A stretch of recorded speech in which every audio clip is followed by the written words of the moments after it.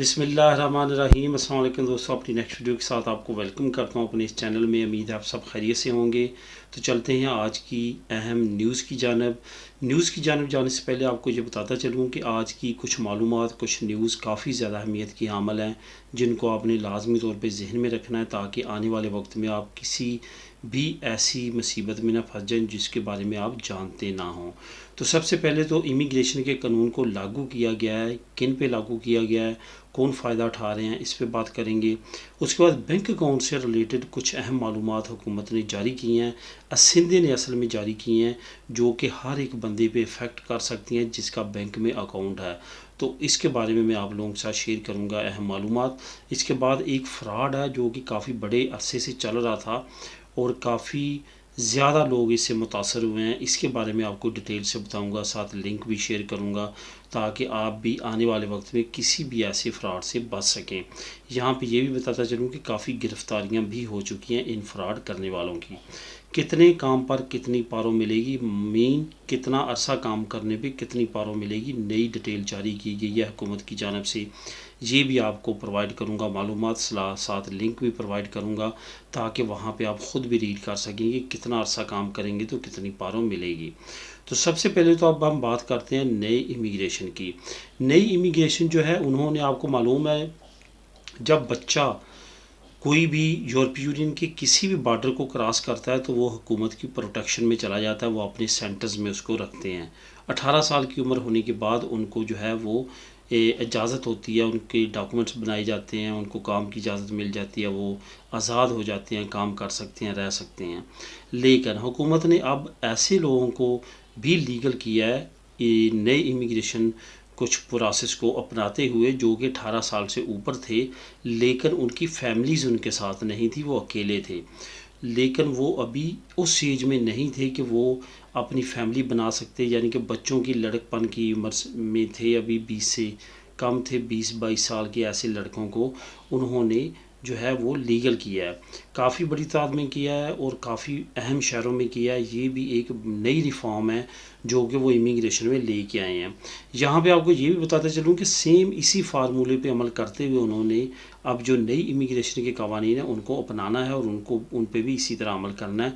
सिर्फ फ़र्क ये होगा कि ये डिफरेंट एजेस के होंगे, इलीगल लाइफ ऑलरेडी इन्होंने गुजारी होगी और उनको किया जाएगा। जिनको अभी उन्होंने लीगल किया है वो लोग हैं जिनका यहाँ पे कोई भी नहीं है और वो बच्चों की एज में यहाँ पे आए थे लेकिन सेंटर में नहीं गए, इनके पास नहीं गए, सेंटर के बाहर उन्होंने अपनी लाइफ गुजारी है।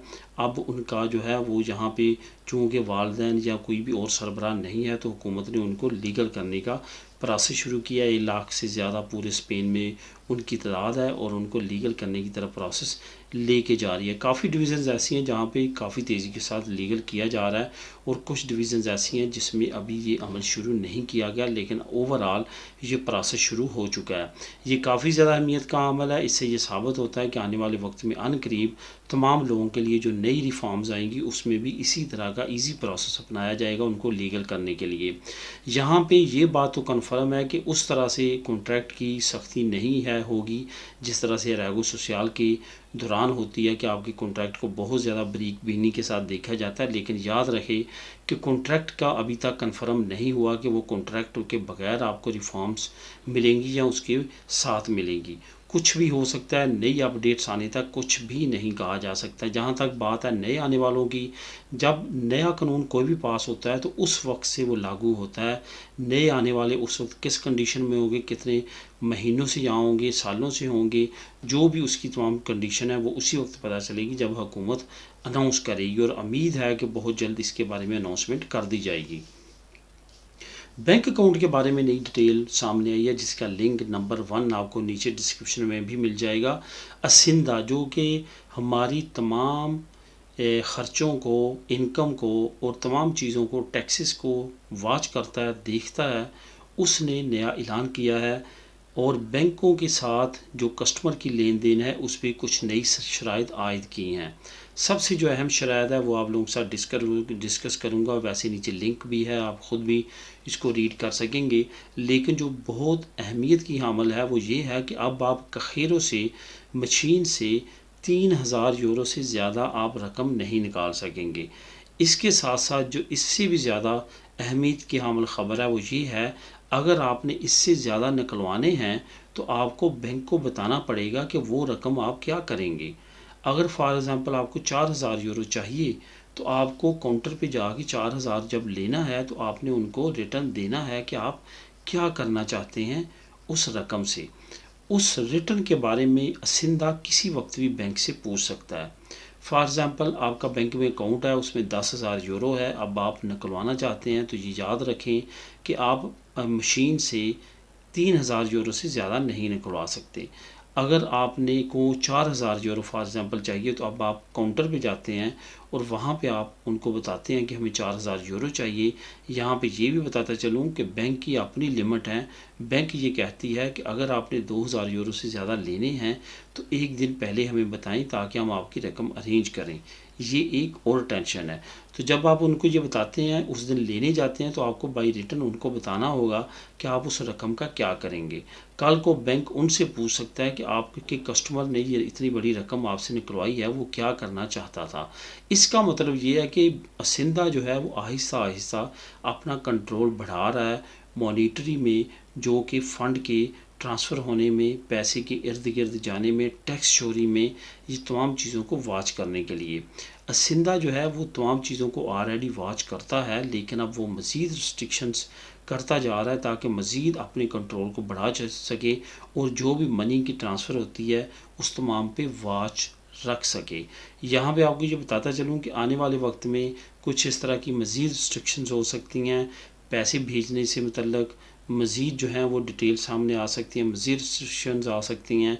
तो ये तमाम चीज़ों का अब आने वाले वक्त में मज़ीद तवक्को की जा सकती है, क्योंकि असिंदा आहिस्ता आहिस्ता तमाम कवानीन को वाच और मज़ीद से मज़ीद सख्त करता जा रहा है।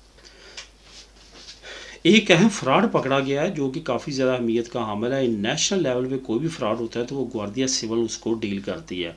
नेशनल लेवल का एक बड़ा फ्रॉड पकड़ा गया है।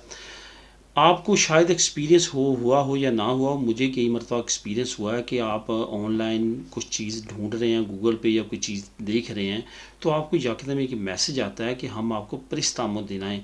अगर आप प्रिस्तामो अनलिमिटेड अप्लाई करना चाहते हैं तो कर सकते हैं। 1,00,000 यूरो, 2,00,000 यूरो, 3,00,000 यूरो, इंटरेस्ट भी इंतहाई कम बताया जाता है। साथ ये भी कहा जाता है कि किसी तरह की कोई गारंटी नहीं चाहिए, सिर्फ आपने अप्लाई करना है और आपको मिल जाना है। यहाँ पे आपको बताता चलूँ कि बंदा परेशान हो जाता है कि ये कौन है जो इतनी बड़ी अमाउंट भी हमें दे रहे हैं और गारंटी भी कोई नहीं ले रहे। इसी तरह आपके साथ फ्रॉड किया जाता है। असल में होता क्या है, आप उस पोस्ट पे अपना रिस्पॉन्स देते हैं कि मैं लोन लेना चाहता हूँ। वो आपको कहते हैं हमारी इस वेबसाइट पे अकाउंट बनाएं। आप वहाँ पे अकाउंट बनाते हैं। उसके बाद वो आपसे रब्ता करते हैं कि ये हमारी बैंक की वेबसाइट है, इस पे अकाउंट बनाए और कुछ ना कुछ वहाँ पे आप बुनियादी तौर पे शुरू में कुछ रकम रखें, 500 यूरो, 1000 यूरो। आप क्या करते हैं, आप उसमें अकाउंट बनाते हैं और उसमें आप अपने बैंक के कार्ड से रकम ट्रांसफ़र कर देते हैं, 500 यूरो, 1000 यूरो। वो असल में आपको कहते हैं कि इसके साथ ट्रांजैक्शंस करें, हम 2-3 महीने तक आपको वॉच करेंगे और आपको फिर हम दे देंगे लोन जो आपने अप्लाई किया है। असल में वो लोन कभी नहीं मिलता, वो जो आपने 500 1000 यूरो जमा करवाया होता है वो साफ़ हो जाता है। ये फ्रॉड नंबर 1 है जो ग्वार्डिया सिविल ने पकड़ा और 23 लोगों को गिरफ्तार किया है। फ्रॉड नंबर 2 उन्होंने ये किया कि ड्राइविंग लाइसेंस 2 नंबर बना बना के देते रहे हैं और उन्होंने मुख्तलिफ वेबसाइट्स पे ये कहा कि हम आपकी तैयारी करवाएंगे। वो असल में झांसा देते हैं, 2 नंबर असल में पास वो आपको बना के देते हैं ड्राइवर लाइसेंस, और जैली जैली तमाम चीज़ें करके आपको पेश करते हैं ताकि आपको यकीन हो कि ये ओरिजिनल ड्राइवर लाइसेंस है।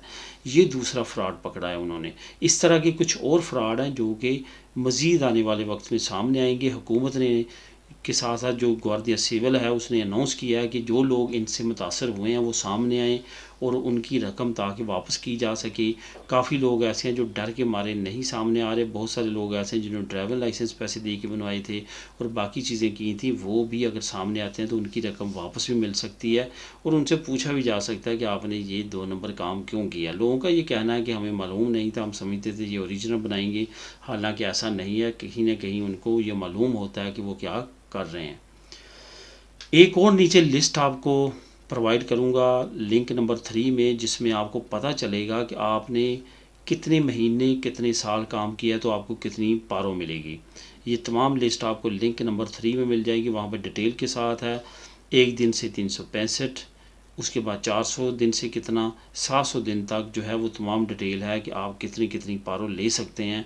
उससे आपको क्या होगा कि आप जब भी पारो लेना चाहें तो कैलकुलेट कर सकते हैं पहले ही कि आपको कितना अरसा पारो मिलेगी, उस लिहाज से आप अपनी प्लानिंग कर सकते हैं।